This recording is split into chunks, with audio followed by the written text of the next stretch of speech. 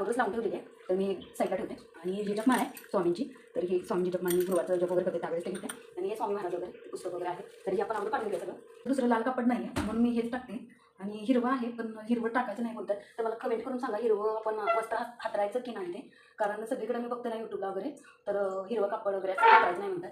तर मला नक्की कमेंट करून सांगा की चालतं का हिरवं कापड वगैरे. तर मी लालच आहे माझ्याकडे एकच, तर म्हणून मी ते एकच सारखं यूज करते. आणि कधी तरच हिरवं घालते ते कापड, तर मला नक्की कमेंट करून सांगा की चालतं का हिरवं वगैरे. तर मी उद्यापासून मग तसं करेल. एक दिवस हे आपलं बाहेर टाकता येते आणि मग दुसरं घेता येतं, आपल्याला हिरवं हाणता येते.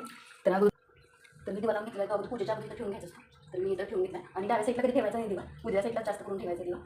आणि मी आता ही फुलं सगळी हांतून घेते, इथे पसरून घ्यायची पूर्ण फुलं. कारण का आपल्याकडे फुलं जास्त आहे आणि फुलं असेल तर कशाला कंजूसपणा करायचा आपण देवाच्या बाबतीत.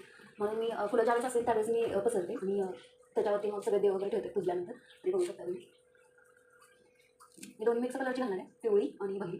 तरी बघू शकता तुम्ही, छान वाटतं. आणि आपण देवासाठी आपल्यासाठी देव इतकं करतो तर आपण केलं पाहिजे देवासाठी. कारण देव आपल्याला दिसत नसले तरी काही आपल्या पाठीशी असतात, आणि स्वामी तर माझ्या आहेतच पाठीशी. मला जरी दिसत नसले तरीसुद्धा माझ्या पाठीशी आहे, कारण सगळ्या अडचणीतून वगैरे आपल्याला कळतच की स्वामी आहेत की नाही आपल्या पाठीमागे येतात. सगळ्या अडचणीतून म्हणजे मार्ग दाखवतात ते, त्याच्यामुळे माझा पूर्ण विश्वास स्वामीवरती वगैरे आहे. म्हणून मी कुठल्याही बाबतीत कंजूसपणा करत नाही पूजेच्या बाबतीत वगैरे. म्हणजे बघू शकता अशी स्वामींची मूर्ती आहे माझ्याकडे. तर आता पुजून घेऊ आपण. तर ही आम्ही 1 वर्ष झालं असेल घेतली आहे स्वामींची मूर्ती. ही घालून घेऊया. ही बघू शकता तुम्ही स्वामी, आणि माझी खूप श्रद्धा आहे त्यांच्यावरती, खूप विश्वास आहे स्वामींवर. स्वामींनी सगळ्यातून मार्ग काढलेला आहे आणि मी कोणावर विश्वास ठेवत नाही, फक्त एकमेव आहे ते स्वामी.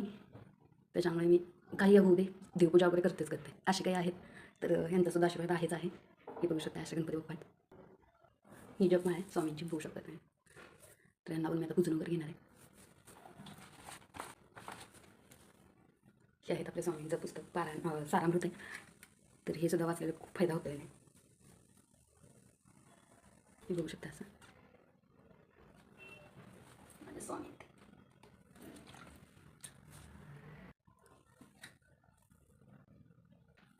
तर आता आपण फुलं घालून घेऊ देवांना सगळ्या.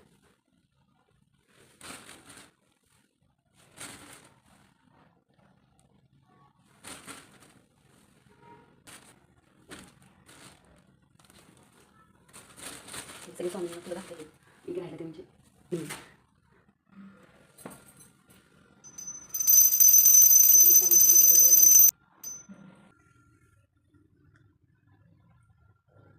बघू शकता तुम्ही. श्री स्वामी समर्थ, जय जय स्वामी समर्थ. बघू शकता.